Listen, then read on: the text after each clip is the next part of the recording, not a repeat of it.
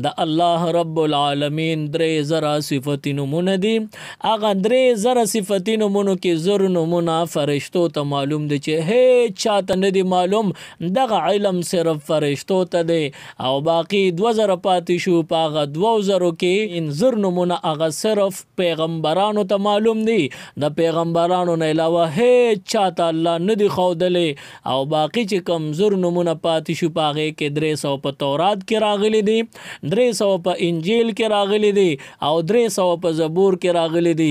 نو 900 شو، 900 خو تورات انجیل زبور، او باقی 100 نمونه پاتې شو.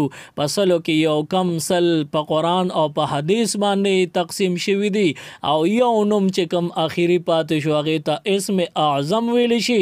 د اسم اعظم خواصو کې دا راغلی دي چې اسم اعظم چا سره وي نو هغه که وغواړي چې زه په ځمکه یم اسمان ته دې وخېجم، په ځمکه یم اسمان ته ورسم، په شمال یم جنوب ته، په جنوب به شمال ته، مشرق او مغرب چې چرته ویل غواړي او چرته تلل غواړي، او چې د سره اسم اعظم د دې دومره طاقت او اختیار دی چې رب العالمین د دې اسم اعظم په برکت باندې سمدستی د هغه کارونه کوي. نو اسم اعظم هغه یو داسې نامه ده چې دا هیڅ چاته معلومه نه ده.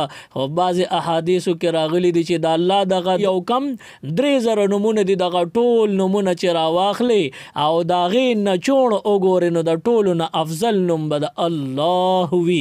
یو چې کم اسم اعظم دی او کم اسم ذات دی دا د الله دی، ته به وې الله، ګوې چې تا ټول صفتي نمونه الله ته وړاندې کړل، د هغې نه پس د پې سوال وکړو نو ګوې چې دا اسم اعظم دی.